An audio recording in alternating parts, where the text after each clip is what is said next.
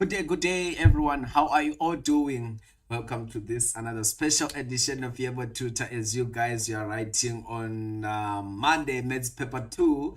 I hope you all wrote well yesterday when we were writing your Maths Paper 1. Now let's prepare for our Paper 2, which also have 150 marks. So we already know that we have statistics, which is like 15 to 20 marks. We have our analytical geometry, which is 40 marks. We have our trigonometry, 40 marks. Then the master of the masters, Euclidean geometry, is 50 marks. So we want to try to do this whole paper in the period of like 1 hour to 2 hours so that we can finish this preparation. Of course, if it's your first time, don't forget to hit the subscribe button and tune in. And of course, in the description of this video, you can ask and engage with us.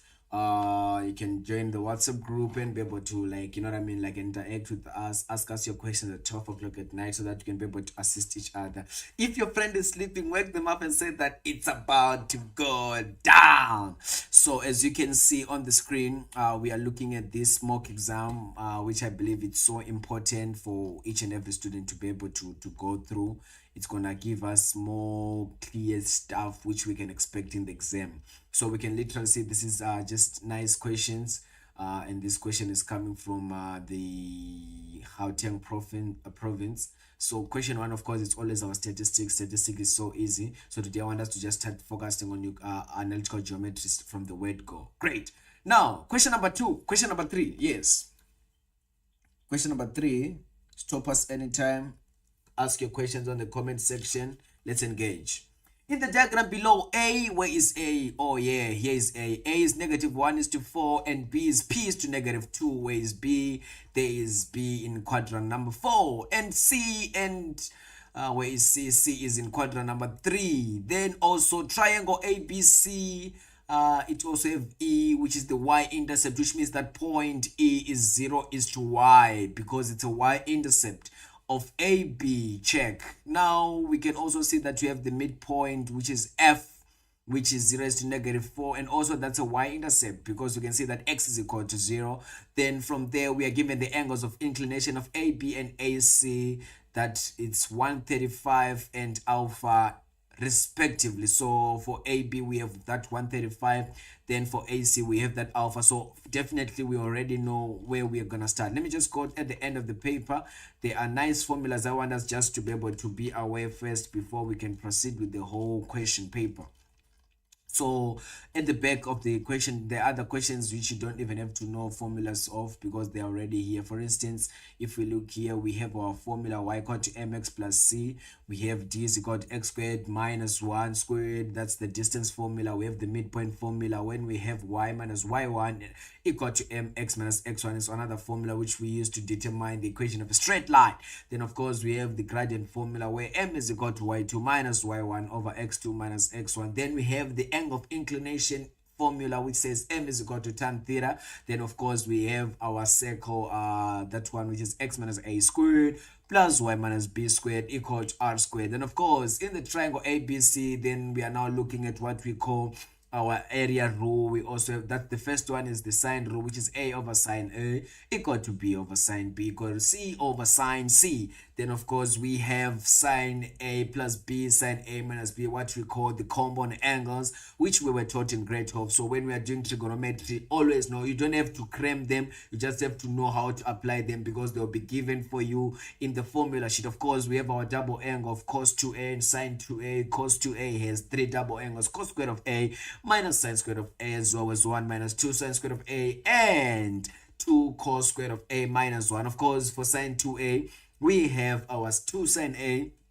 multiplied by cos of a. Of course, that's so important and so crucial. Then those are the formulas. You don't even have to know them, you just have to be able to know how to apply them because they'll be given for you when you are writing your exam. Of course, the mastermind, x is equal to -b plus or minus square root of b squared minus 4ac over 2a. That equation applies for both questions. Usually paper 1 and paper 2, you have to be able to apply that equation there. Let's get down to question number 3, which we have already read down. Now let's analyze analyze the question and answer the questions which we were given in that question. For the first question, 3 points. Let's go and let's start solving our problems. Okay, so we can also see that in this question which we are given, when they say calculate the gradient of AB, which means we have to know that since we are given the angle of inclination, so now we are on 3.1. Since we are given the angle of inclination now, definitely we can have our gradient of AB, which is equal to tan of theta. Okay, then of course, what is theta? Then gradient AB is equal to tan of 135 degrees. Then using your Casio calculator, tan of 135, that's -1. So our gradient here is just -1. That's not hard.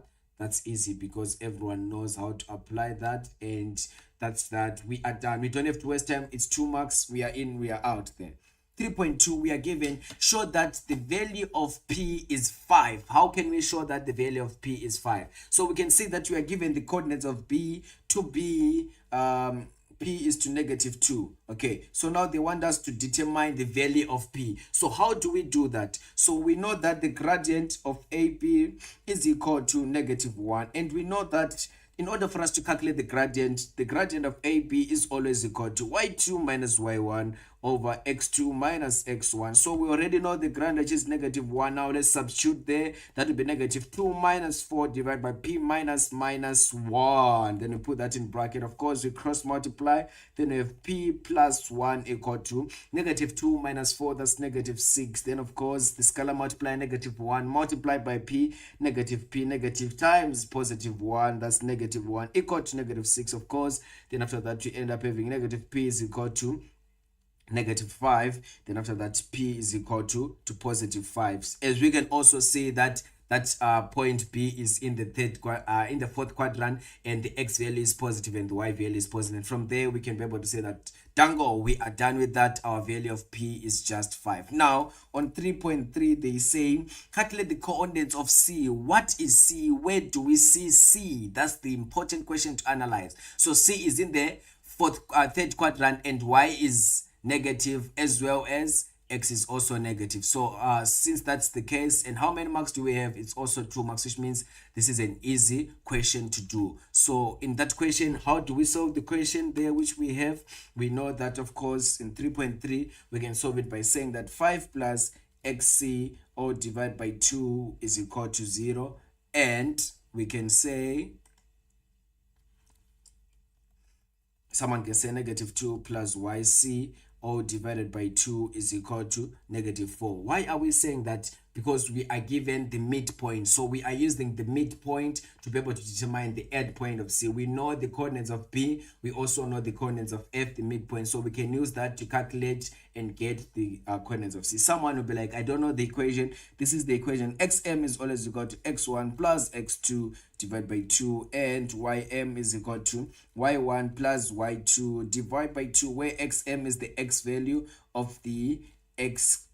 For instance, we are having our 0 is to -4. So this is the x value of the midpoint, and this is the y value of the midpoint. Then after that, you can make x1 and y1 to be the subject of the formula, or people can make x2 and y2 to be the subject of the formula. Then from there, you can be able to calculate and get the value which we want. So in this instance, we just have our 5 plus xc divided by 2 is equal to 0. So x is representing the x coordinates of c. Then so we did the same thing for the other part. So 5 plus xc, then cross multiply, that would be 0 is equal to 0. Then our xc, we can see it's -5. And -2 plus yc is equal to -8, and yc is equal to -8 plus 2. That's where now we get our positive, our -6. Then for instance, now we can conclude that coordinate c is -5 is -6. So it's just easy. It's just more of you analyzing the question on what we are given so that we can get the proper correct answer.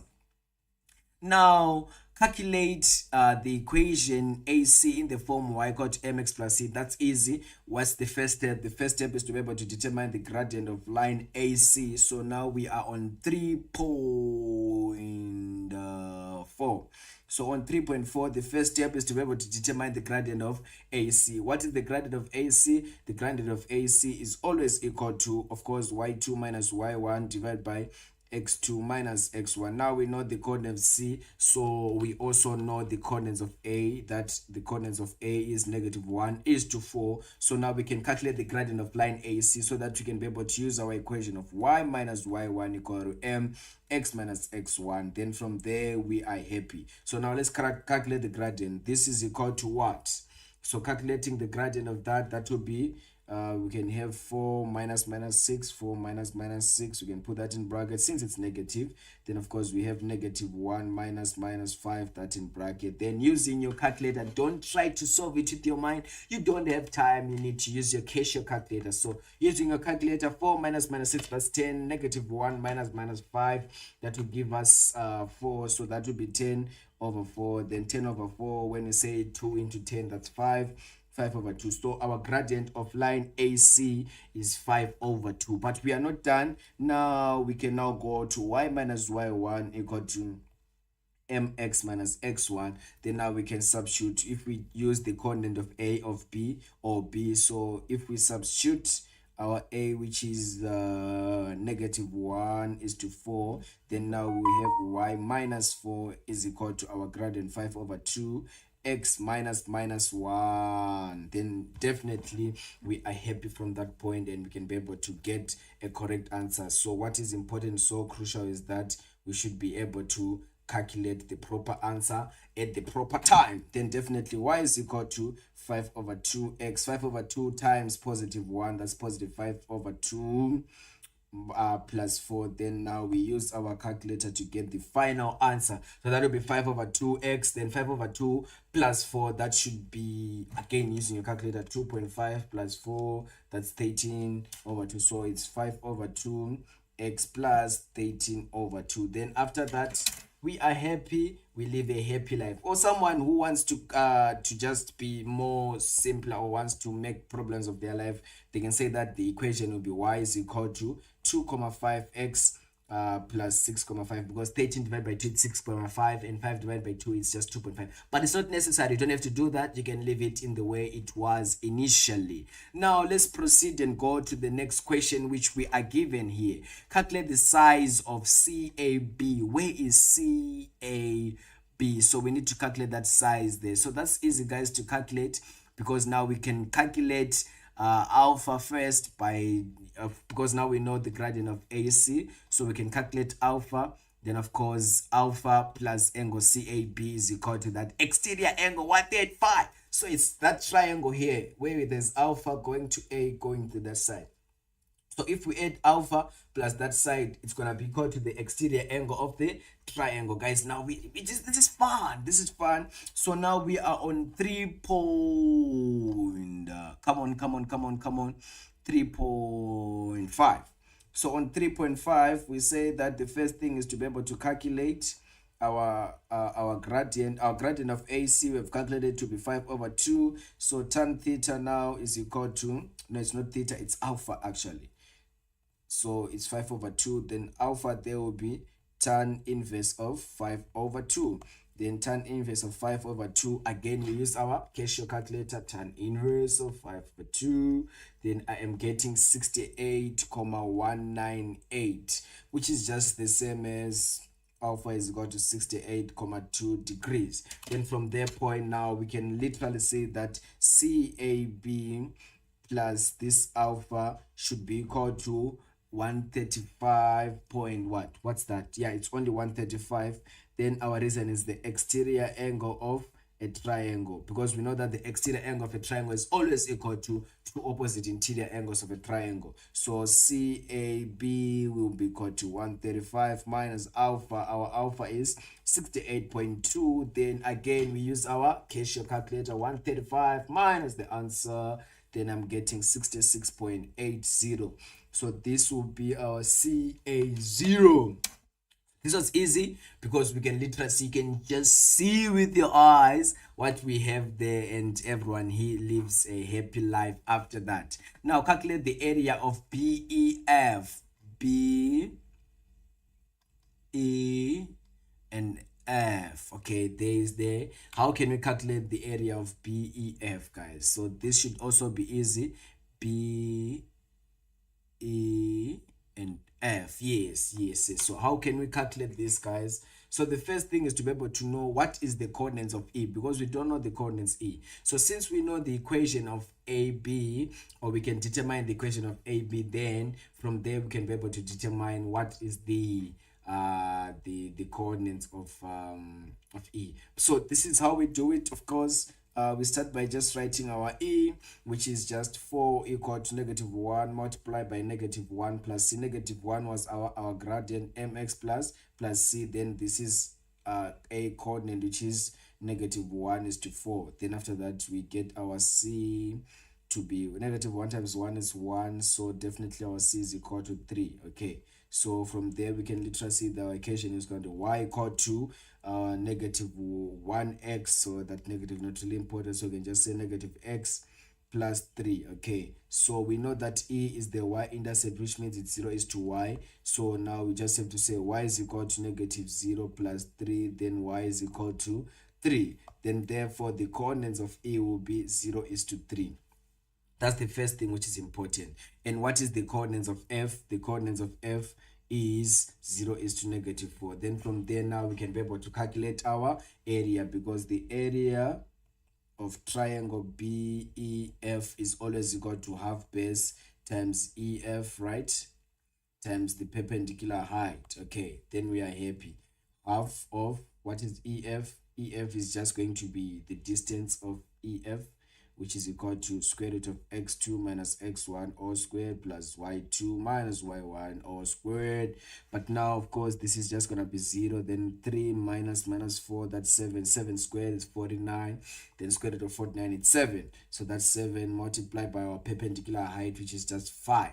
Then from there, we live a happy ever after. Okay, because we can see that the coordinates of P is 5. Then from there we use our calculator. 7 times 5 is 35.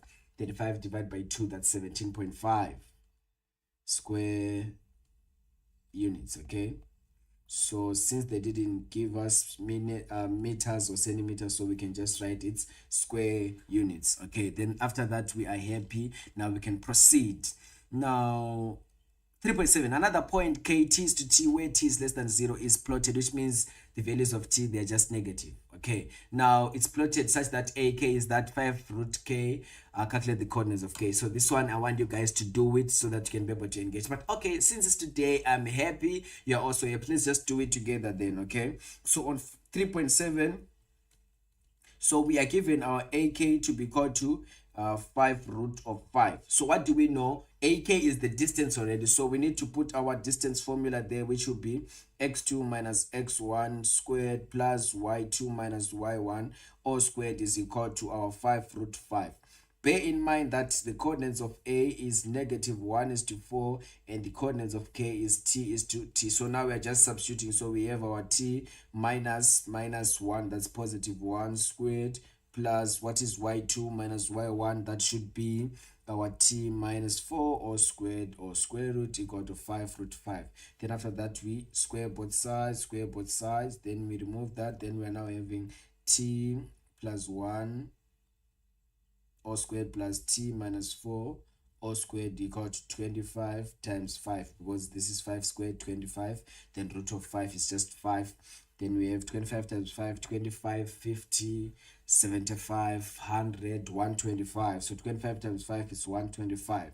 Then from there now we just expand and remove this bracket. That should be t squared plus 2t plus 1 plus t squared minus 8t plus 16 equal to 125. We have removed this bracket so that you can have a proper answer there. Then from there, that will be t squared 2t minus 8t. That's gonna give us something else. Let's check. Yeah, 2t minus 8t there. We should be able to get our answers in a proper way, guys. And definitely have our -3t there. Wait, it's 16. Then 1 plus 16, that's 17 equal to 125, if I'm not mistaken. Then from there now you guys now just need to solve it, and we should be happy after that. Okay, so we have our t squared plus t squared, so that's 2t squared. Then 125, 17 minus 125, 17 minus 125, That's negative 108. So we can just have our negative 108 equal to 0. Then t squared minus 3t. Then 108 divided by 2. Then that's negative 54 equal to 0. So we divided all through by 2 by 2. Then of course now we can have our factors. If you don't know how to find factors, don't worry about anything. Instead, use your quadratic formula. No one at this point should even try to find factors. If you don't know how to find factors, use the quadratic formula so that you can get the correct answers. Of course, in this instance, in order for us to get 54, 6 times 9, it's 54. So we have 9, we have 6, but we need negative 3. So this one must be positive, this one be negative, so that we have 6 minus 3. Then we get negative. But if you don't know how to find them, don't worry about anything. Instead, just know that it's important, it's so crucial for you to have the correct answers. That's what matters the most. Okay, so from that point, we are happy. All right, then of course our t is equal to 9, or our t is equal to negative 6. But in the statement they say that t should be less than 0, which means your t value must be negative. So now we can just conclude the coordinates of k is negative 6 is to negative 6. Bingo, dango, we are done. Any questions? Please feel free to engage on the comment section so that I can see if you have any question. Any question, guys? Are we happy?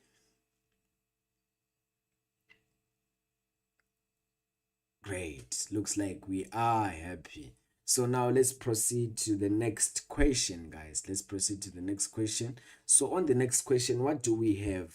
Now we are on question number 4. We are given an ugly circle there. Question number 4. We're still on analytical geometry, guys. Don't worry. We're on question number 4 now. So on question number 4, they say in the diagram below, the circle centered at M. Oh my word, there is a center. M is equal to negative 2 over 3. Let's see where the center is. Okay, that's the center. Cool. Now it passes through A and C. Okay, it passes through A and C. So when we join those straight lines, we're gonna have a rad, because you know that a line drawn from the center of the circle to the circumference of the circle is always a rad. It's nice. Maths has been always nice. Okay, we are just analyzing. We haven't started answering yet. BA and BC are tangents. Great, which means BA and BC are tangents. So we can literally see, according to Euclidean geometry, so those 2 points when they meet, so when we are having angles, we can literally see that that can be just creating what we call an isosceles triangle. So those 2 angles might be equal to each other because tans turn from the same point, turn chords from the same point. Hopefully I'm saying it in a proper way, but that's that. Okay, now from that point, now it's just nice to analyze the question before we answer. All right, so now we are told that A and C respectively, and with BC parallel to the y-axis. So BC is parallel to the y-axis. Okay, doesn't matter. Determine the equation of the circle in the form of x minus a squared plus y minus b squared equal r squared. This is easy. 4.1. So we are given x minus a squared plus y minus b squared is equal to r squared. A and B, they are the coordinates of center M. It's always like that. A and B is always the coordinates of the center. So that will be x minus minus 2. That will be positive 2 squared plus y. That y is positive, so that will be negative 3 squared is equal to r squared. So for us to get r squared, we can substitute with any value. So we can substitute with coordinates of a, which is negative 1, which is 1 is negative 1, because they are located on the circle. So we can be able to substitute them. So where there is x, now we have 1 plus 2 or squared plus negative 1 minus 3 or squared equal to r squared. Okay, then 1 plus 2 squared, 1 plus 2 is 3, 3 squared is 9, plus negative 1 minus 3, that's negative 4, negative 4 squared is equal to 16, 16 plus 9 is equal to 25. Don't be like me, use your cashier calculator. See, I even have mine, because it's very important to have your calculator next to you so that you don't do mistakes. So therefore our equation will be x plus 2 squared plus y minus 3 all squared is equal to 25. So this will be our equation. Okay, then write down the coordinates of C. Where is C? Where is C? Oh, there is C, and they say that C is parallel to the y-axis. So what does that mean, and how can we calculate that? So we can see that C has the same x value. because we can see that when we want to draw a line here, we can literally see, let's see if I can draw a line there. So we can see that this is here. So this is just a straight line here. So which means the value of C here, it has the same Y value, because they say that they are parallel to each other. So C already, it's X is to 3. Why? Because they are parallel to each other, which means their Y values, they are the same to each other. Okay, so those are the important stuff which is important for everyone to be able to see and to be able to notice there. So now let's answer and let's write down the coordinates of T, and it's only 2 marks, guys. So since we know what is the coordinates of C now will just be, of course, we say that it's going to be 3, because that's in the same line, and for Y it's just going to be -2 minus 5.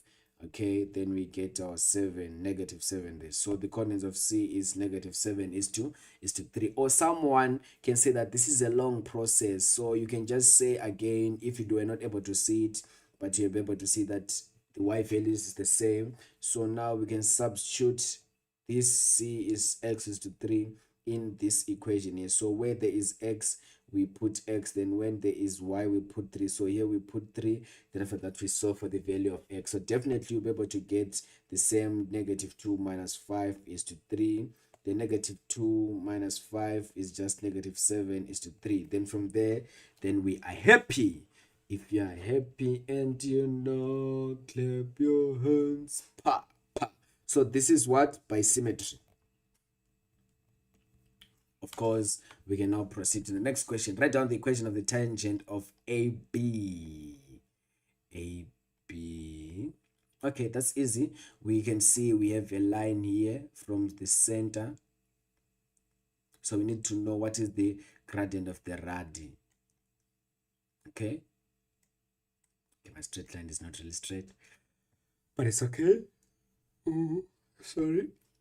So on 4.3, start by calculating the gradient of AM. That would be y2 minus y1 divided by x2 minus x1. So that would be what? What is our y2? Because now we are looking at AM, so that you can get its gradient. So that should be 3 minus 1.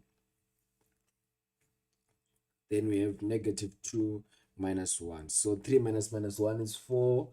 Then 4 divided by -2 minus 1, -3. So we have our gradient to be -4/3. But we know that the gradient of AB times the gradient of AM should be equal to -1, because this is the gradient of the tangent times the gradient of the radius, which equals to -1. Why? Radius, or you can say tangent, let's just say radius, which is always perpendicular to the tangent. We are gonna go to the tan code theorem. That's where fun is, guys. So we can literally see that's where we have that, and from there we can see that the gradient of AB will just be equal to -1 divided by -4/3, which is just gonna be 3/4. So the gradient of AB is just 3/4. Then from there, of course, our master equation, y minus y1 is equal to mx minus x1, where y1 and x1, they are just the coordinates of any point which is located on the tangent. In this instance, it's a, which is 1 is to -1. Then we have y minus 1 equal to our gradient, which is 3/4 x minus 1. Then from there we have y plus 1 equal to 3/4 x minus 3/4. Then of course, transpose that one, that will be 3/4 x minus 3/4 minus 1.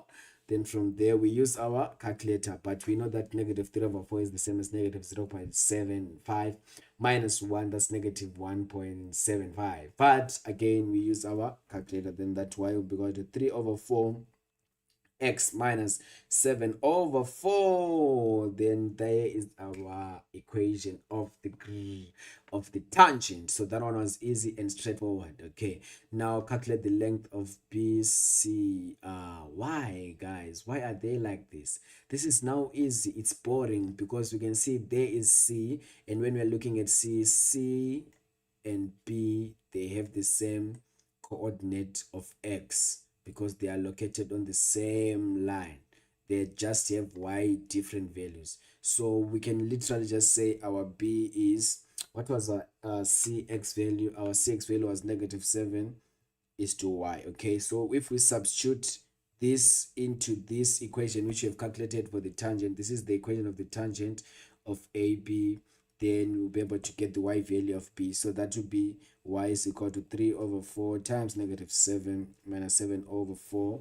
Using your calculator, that would be 0.75 negative 7 minus 7 over 4 there. Then I'm getting negative 7 as well. So the coordinates of b is just negative 7 is to negative 7. Then from there now we can be able to calculate the distance, because they said what is the length of BC. So now you just say the distance of BC is equal to, of course, x squared x2 minus x1 all squared plus y2 minus y1 squared. Then of course our x values are just the same, negative 7 minus 7 all squared plus negative 7 minus the value of c at y is negative 5. That's negative 5 there squared. Then our distance using our nice beautiful calculator, then that should give us 10. Okay, moving forward from that point, 4.5. Determine the equation of the circle centered at A that has both x and y axis as tangent. Oh, that's easy. That's so easy, because this is just going to be x minus a as always, all squared, plus y minus b all squared is equal to r squared. Of course, if c and a, sorry, it's centered at a, so that will be x minus 1, sorry, x plus 1 squared,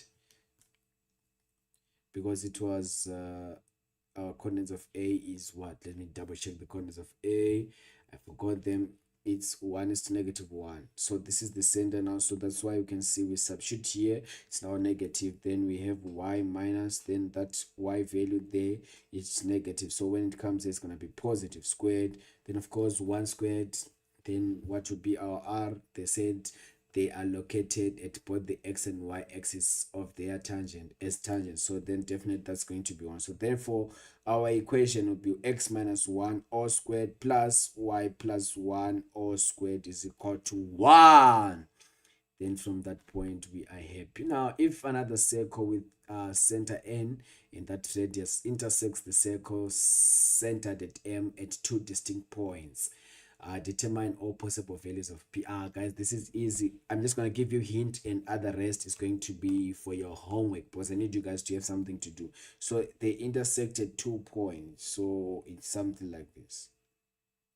So they intersected 2 points, then after that they say determine the value of p. So what is important is just understand that r2 minus r1 is less than our mn. Then from there, this is less than r2 plus r1. Then after that, you can just play around. And so it's your homework. It's your homework. You need homework. You need to do it. Then we can see if you were really listening. Okay. Now from that point, now let's proceed to the next question. Guys, toppers, ask us questions in the WhatsApp group. We are here to assist each other. All right. Now, moving forward to question 5.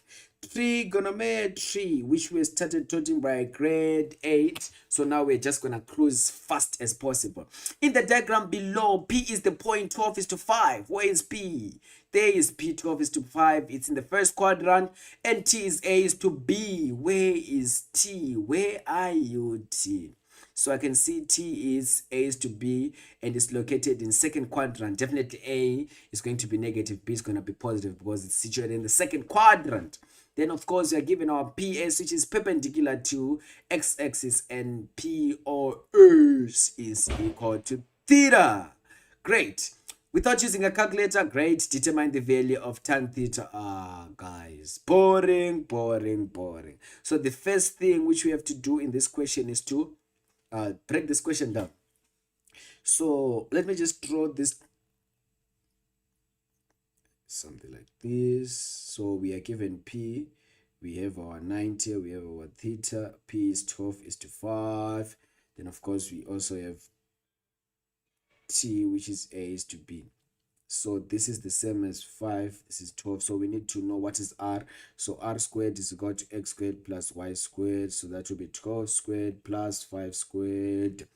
Then we square that. Then we get r. Then r is equal to, so that we just solve it before we go to the questions which we want to look at. So that will be square root of 12 squared plus 5 squared. Then I'm getting 13 there. So our r is equal to 13. Now let's solve. Now the first question, they say 5.1.1. What is tan of theta? Tan of theta is always equal to opposite over adjacent. So what is our opposite side? It's 5 over 12. Dango, you have your 1 mark there. Don't waste time. We don't have time.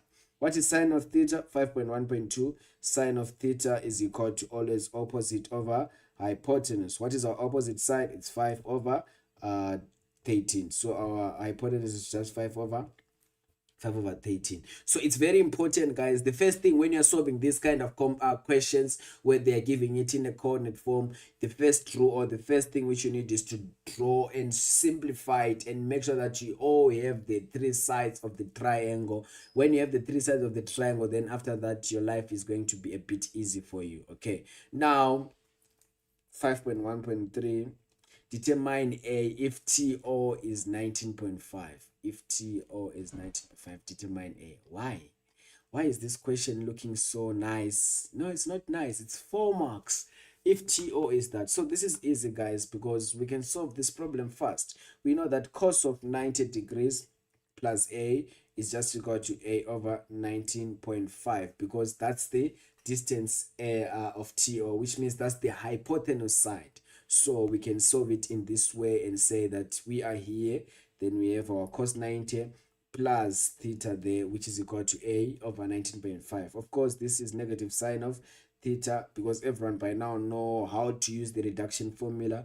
Oh, students, take coffee, which means sine is only positive in the second quadrant, tan is only positive in the third quadrant, cos is only positive in the fourth quadrant, and all the students take coffee, they are all positive in the first quadrant.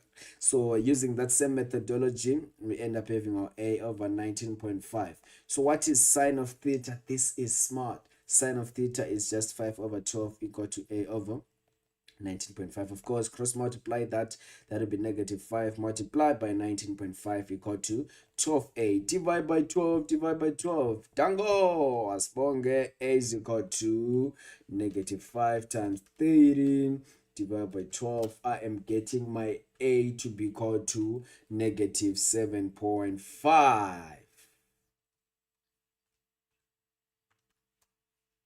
Okay, using my own nice Casio calculator.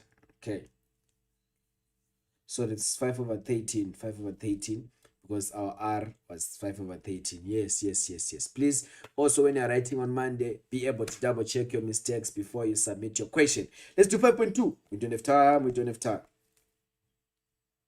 Now, determine the value of the following without using a calculator. Of course, we already know that. So we're given that. So the first thing we need to do is to have our reduction formula in order. The moment you go and start answering trigonometry on Tuesday, the first rule you need to know on Monday, sorry, is to have your first reduction formula already ready to play its part, so that you can be able to solve the problems as quick as possible. Of course, this is 90 minus, this is 90 plus, this is 180 degrees minus, this is 180 degrees plus. Of course, we have our 360 degrees minus, we have our 360 degrees plus. Now let's break this question down. Let's cut it out. So we are given 5.2. We are given sine of 360 degrees minus 2x multiplied by sine of negative x, all divided by sine of 90 degrees plus x plus 2 cos squared of 180 degrees plus x. Let's go, let's go, let's break it down. 360 minus is in which quadrant? That's the first question. 360 minus is in the fourth quadrant, and sine is positive or negative? It's negative. So we have negative sine of 2x times sine of a negative angle is always negative, guys. It's always like that. So since they are negative, let's put them there. Sine of 90 plus. 90 plus is in which quadrant? Second quadrant. Is sine positive or negative? It's positive, because we have already written, or we have already drawn our Cartesian plane or our reduction formula there. But since it's sine at 90, which means at 90 sine always changes to cos because they are co-functions. So since they are co-functions, so now we have our cos of x plus, of course, 2 cos squared of 180 plus. 180 plus is in the third quadrant. Is cos positive or negative? It is negative. So we have our negative cos of x squared. I did this intentionally so that you can see that as much as it's going to be negative, anything squared is just going to be positive. Okay, then this is going to be negative times negative, that's positive. So we have our sine of 2x multiplied by sine of x divided by cos of x there plus 2, then anything negative squared is just going to be cos squared of x. Hey, sorry about that. Of course, this is a double angle. We can change that. It's also on your formula sheet. So this is the same as 2 sine of x times cos x times sine of x divided by cos of x plus 2 cos squared of x. Then of course this and this cancel. Stand also klaman. Dango out. Then now we have 2 sine squared of x plus 2 cos squared of x. I'm smelling an identity which has been taught in grade 12, which says sine squared of x plus cos squared of x is equal to 1. Don't forget, this one is the master of them all, guys. Okay, so we can see that we have a common factor there, which is 2. So we can have sine squared of x plus cos squared of x there. Then of course 2, then sine squared of x plus cos squared of x is always equal to 1. So 2 times 1, then we get 2. Then dango, we have our 6 marks. So there is no way we are failing when we are writing on Monday because we already understand what's going on. Given cos 42 to be equal to root of k without using a calculator, of course, determine the value of sine squared of 69 in terms of k. This is nice. This is so nice. So the first rule or the first thing you need to understand is that cos 42, let's check something. 90 minus 42, that's 48. Okay, cool. So we are given cos of 42 degrees to be equal to k. But now what is important is to just solve this problem as fast as possible. Cos 42 is the same as 2 cos squared of 21 degrees minus 1, because 42 is the same as 2 times 21. So this is the same as 2x. So cos of 2x can either be written as 2 cos squared of x minus 1, or it can be written as cos squared of x minus sine squared of x, or it can be 1 minus 2 sine squared of x. So you can choose how to use your double angle. So we're just applying the double angle there, then we're here. So this cos 42x is the same as root k, as they said. Yes, then we have our other side, which can be the same as 2 sine squared of 69, guys, because 90 degrees minus 21 gives us 69. So at cos of 90 degrees minus 69, this is the same as sine of 69, because we have applied the co-function. Then we are here. Nice live problems. I'm telling you, with Yebo Tutor, you'll be able to just understand everything at the blink of an eye. So minus 1, but they say that they need sine squared of 69. So root k plus 1 is equal to 2 sine squared of 69 degrees divided by 2. We divide by 2, then we can have sine squared of 69 degrees, which is equal to root k plus 1 divided by 2. Then dango, we are done. Dango means thank you. Then we have our answer there. Then we are happy. After that, we can proceed to the next question, which we have. So what does the next question say? Given the identity 5x sine 5x times cos 3x minus cos 5x times sine 3x, of course, divided by tan 2x is minus 1 is equal to negative 2 sine squared. Prove the identity. Oh my word. That's trouble in paradise. No, it's not. The first rule when you're proving an identity is you need to choose which side you want to solve. So in this instance, we have to solve the left hand side, which is equal to sine of 5x times cos of 3x minus cos of 5x times sine of 3x divided by tan 2x. Listen to this. Sine cos cosine sine cos.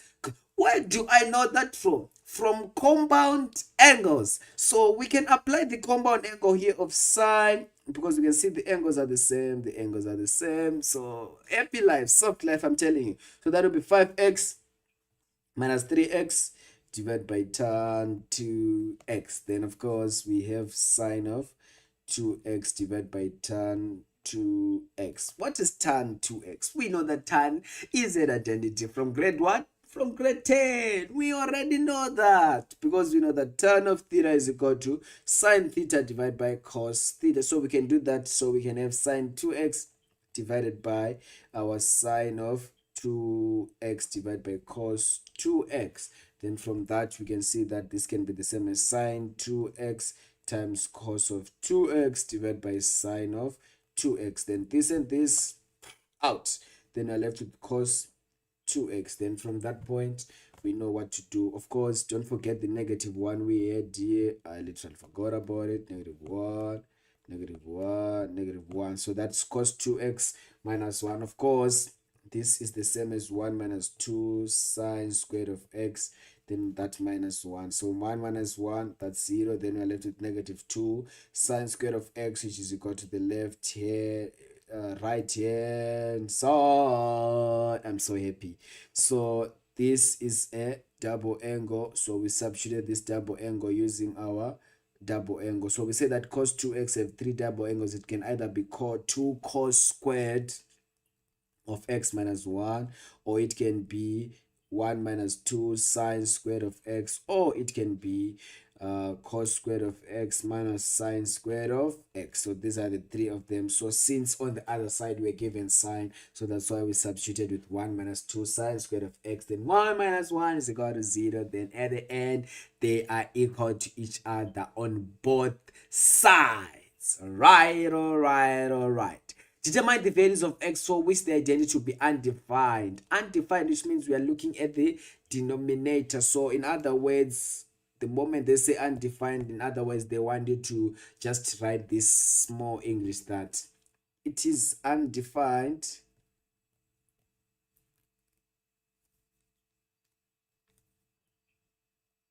When is it undefined? It is undefined when tan 2x is equal to 0. Of course, now we can now solve our problems, because we have 2x is equal to tan inverse of 0, then tan inverse of 0.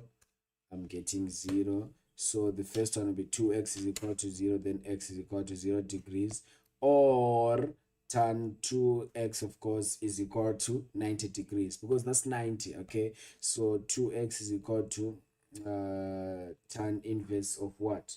Because it's also undefined at 90, so we can have that tan at 90. Then we have our 2x. Let's just say here, let's not say in that way, let's say tan 2x is undefined. Okay, if our 2x is equal to 90, then our x is equal to 45, because divide by 2, we get that 45 there. So that was just straightforward, guys. Always, the moment they ask you to determine what, the moment they want to know,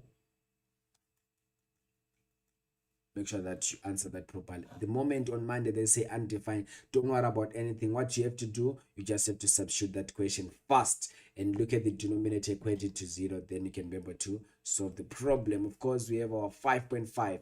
Now we are given f of x to be equal to 2 cos x minus sine squared of x. Now the question says, show that f of x can be expressed as f of x is equal to cos x plus 1 squared times that. So this is easy, guys. So we are given f of x. This is now 5.1. So we are given f of x, which is equals to 2 cos of x minus sine squared of x. So this can be the same as 2 cos of x They say show that it can be written in terms of cos. So we can change this because we know that 1 is equal to sine squared of x is equal to 1 minus cos squared of x. Okay, so that can be 1 minus sine squared of minus cos squared of x. And of course, this is the same as 2 cos of x minus 1 plus cos squared of x. Of course, this can be cos squared of x plus 2 cos x minus 1. Then of course we know guys, we are smart. So this can actually be cos squared of x plus 2 cos x. Okay, then we can say plus 1 minus 1 minus 1. Okay, 1 minus 1 is 0, minus 1 is just that negative 1. So we're just having it for fun there. So we can see that that can be cos x plus 1 or squared minus 2. So it's you just playing around with algebra. It doesn't really matter. Now, hence or otherwise, the moment they say hence, which means you need to use what you have calculated above. So hence or otherwise, find the maximum value of f.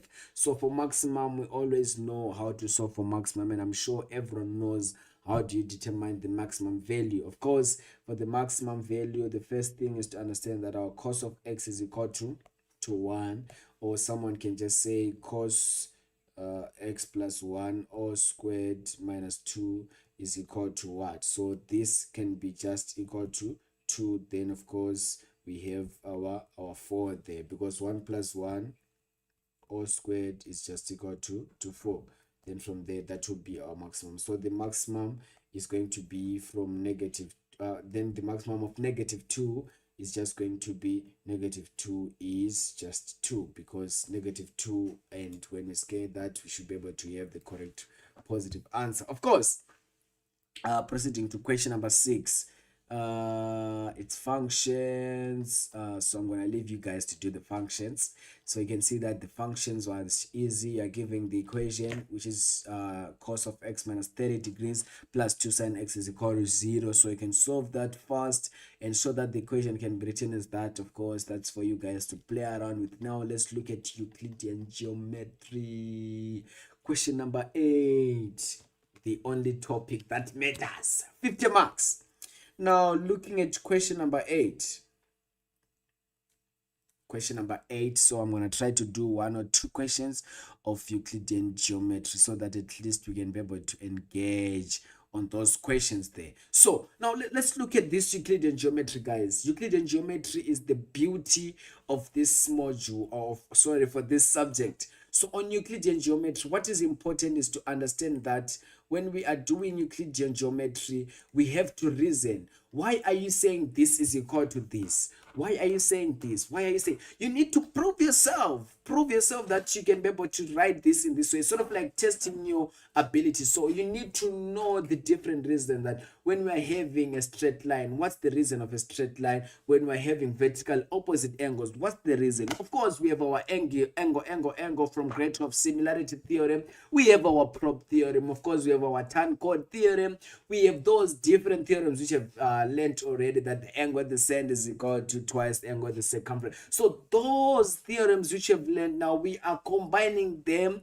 to be able to solve them. Of course, angle from the same chord, others say angles in the same segment. So we are now just playing around with that. Of course, if we have 2 tangent points coming from the same point, they form an isosceles triangle. Then at the end, we'll be able to say that angle equal to angle opposite equals sine. Those kind of stuff.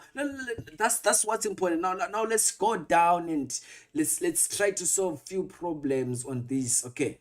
Now, in the diagram below, points P, Q, and R and S are points on the circle with center O. Then we are given that OT bisects chord QR at T. Great.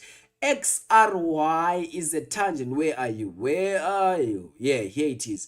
XRTY is a tangent to the circle at point R. Okay, that's the point of intersection of the tangent and the circle. And OZ is produced to meet at Y, where OY is parallel to QR. Parallel lines, alternating angles, corresponding angles, interior angles. We have that Z formed, we have that F formed. So we are playing around. So our mind's already thinking that, okay, maybe there's a chance there will be alternating angles. There's a chance that they are co-interior angles. There's also a chance that maybe they are what angles. So those are the important stuff, guys. Be relevant to the terminology so that you can be able to solve any problem which you can encounter. Now we are given ROY. ROY is equal to Y. Okay.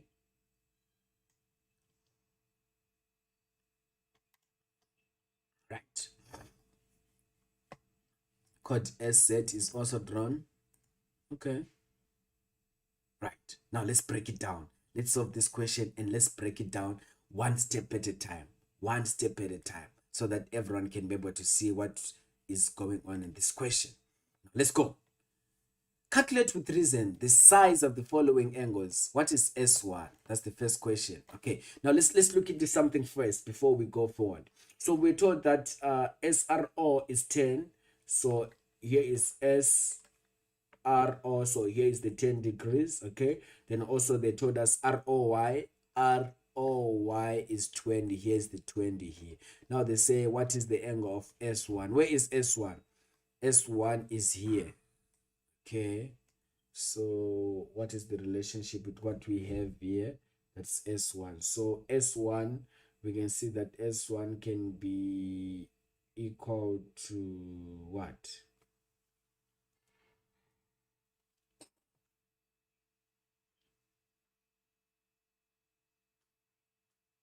I see you. Oh, S1 is equal to 10 degrees. 8.1.1, S1 is equal to 10 degrees. Y angles, angle at center equal to 2 times angle at circumference. Okay, that was easy because we can see S1 is at the circumference, and we have this angle O1, which is 20 degrees, and we can literally see that it is at the center. So that's why we're saying that S1 is equal to 10 degrees, because angle at center is equal to 2 times angle at the circumference. Now let's proceed. This is nice. Determine R3. Where is R3? R3 is here. Right. So when you're writing on Monday, don't hesitate to be doing this, okay? Because you need to be able to see the angles. If you don't see the angles, you'll be in trouble. So try to make sure that in everything you do, see the angles, okay? So we can see that, okay, we have those parallel lines.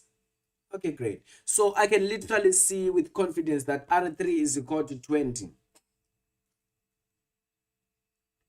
So R3 is equal to 20 degrees. What's the reason there? Alternating angles. Please make sure that you state which lines are alternating, because when you just say alternating angles, it's sort of like you're leaving your answer vague. So you need to make sure that they understand that, guys. They need to understand that. Okay, please make sure that it's important. Now, what is the angle P? Where is P? P? Here is P. Okay. Oh, guys, do you see that? R2 plus R3 plus P is equal to 180 degrees, opposite angles of a cyclic quad. You can see that, right? So from that moment, we are happy. 8.1.3, we can see that R3 plus R2 plus angle P is equal to 180 degrees. Why? Opposite angles of a cyclic quad. Okay, we can see that cyclic quad because it's inside the circle there. So from that point, we can see that what is our R3? Our R3 was 20, our R2 was 10, plus P is equal to 180 degrees. Then P is equal to 180 degrees. 20 plus 10 is 30. Then 180 minus 30. Then our angle P is just 150. 150 degrees. Then we are happy from that point because we're able to solve that problem as quick as possible. All right. Now let's proceed to the next question. So please, guys, please be able to see. Now they said, what is S2? And it's 4 marks. So do we see something here? Where is S2? Here is S2. Here is S2. So how can we solve S2, guys? So we need to know what is Q2. Then we can say this angle plus this angle plus this angle is equal to 180 degrees. That can be another angle, side which you can look this into. But we can also see that S2 is equal to R4. Do you see that? Because there is a tan chord theorem here. So this and this are equal to each other. But still, we need to know what is R3 plus R4. We need to know that other side, 20. Cool. So we can literally see that 8.1.4 R3 plus R4 is equal to 90 degrees, okay? The reason being radius perpendicular to the tangent, okay? So look at this R. I'm not drawing straight lines, I don't know why. Let's go again. So you can see this is RO, is a line drawn from the center to the circumference. So it's our radii, and this was our tangent. So this is our tangent. So since this is our tangent, we can see that these two, when you add them together, it's coordinated because the radius is always perpendicular to the tangent. So from that point, we can now see that R4 is equal to what? It is equal to 90 degrees minus 20, because we knew R3 is 20 degrees. So 90 degrees minus 20 is just equal to 70 degrees. Then we can literally see that R4 is equal to S. Let's just start with S. S2 is equal to R4. Why? Tan chord theorem. Okay, tan chord theorem. Why? Because you can see that, let's use a different pen there. Here we go. So we can see that this angle here is equal to S2 because of tan chord theorem, because if that's the chord there, so we can see that we can hold that tangent here and that angle here, and we can hold the chord RQ. It subtends at S2. So since it subtends at S2, we can literally see that, oh, here is where we are going. So that's why we're saying R4 is equal to S2. So that's another side which we're able to see that if we say R2 R3 plus R4, we'll be able to see that it's 90 because the radius is perpendicular to the tangent. Then from there, we can be able to play around and solve the problems which we are given. 8.2. 8.2. Prove that XRY is a tangent to the circle passing through RT and O. Where is RT and O? RT and O, RT and O. So this is R, T, and O. Okay. So the question says that prove that X RY is a tangent. So prove that this XRY is a tangent to the circle, which is R. So let's just pretend that this is the circle they are talking about. So this is easy, guys. So we can literally see that T1 is equal to 90 degrees. Everyone sees that, guys. Why is it equal to 90 degrees? Because line from center to the midpoint of what? Of the chord. That's easy, because we can see here is the center. Let's rub that out so that people can be able to see what's going on. Here we go. So going back here, we can honestly see that this is the center. So that's why we're saying line drawn from the center to the midpoint. They form 90 degrees here. So also we can see that angle Q2, which is here, is the same as S2, okay? Is the same as 70 degrees. Or let's not say it's equal to S2, let's just say it's equal to 70 degrees. Then the reason being sum angles of a triangle, okay? Because we know S2 to be 70. We know these two, it's 10 plus 20, that's 30. Then of course we can be able to say this plus this plus this plus that is equal to 180 degrees. So at the end we'll be able to see that we'll get 70 plus 30, that's 100 if I'm not mistaken. Then we subtract it from AQ2, then we can be able to see what's the correct value there. Okay, then from that point we can literally see that since R4 is equal to O2 is equal to 70 degrees, then therefore XRY is a tangent. But they need a reason. That's where we just say converse tan chord theorem. It's always like that, guys. It doesn't change. The reason is usually the same. When you're proving that, it's always converse tan chord theorem, guys. It's always like that. Always, always, always. Please make sure that you remember that. Okay, cool. Now let's do question 9 and see. We still have question 10, which is as other questions which we can deal with. But like, let's do question 9. Let's see. I love question 9. Maybe question 9 will be the last one so that you guys can rest and we meet again tomorrow or Monday. Okay, in the diagram below, triangle ABC is constructed such that BC is produced to D. DR is drawn with point T on AC and R on BA. CS is drawn, CT is equal to 12. Yes, we can see that TA is 36. SR is equal to 20 millimeters. SA is equal to 80 millimeters. Where is SA? There is SA. Dango. Now, let's go. Prove that CS is parallel to TR. Great, great, great, great. So this question already, from seeing it from afar, we can see that we need to play around with what we call our prop theorem. We were taught this year in grade 12. So prop theorem is important. It's so crucial when you're solving problems like this. Okay, so let's go and let's solve this question as quick as possible. 9.1. Let's go.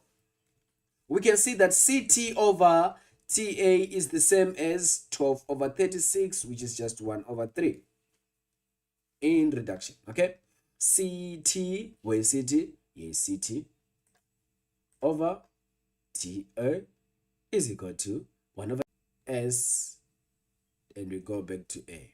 So we can see that this is what we are looking at here. So we can solve this problem as quick as we can, because we can be able to see that, oh, okay, this is what's really going on in this problem and this question. So from that point now, we can be able to solve this question as quick as we can. All right. So we can see that this is the same as 1 over 3, because 20 over 60 is 1 over 3. So then, therefore, we can see that CT over TA is equal to SR over RA.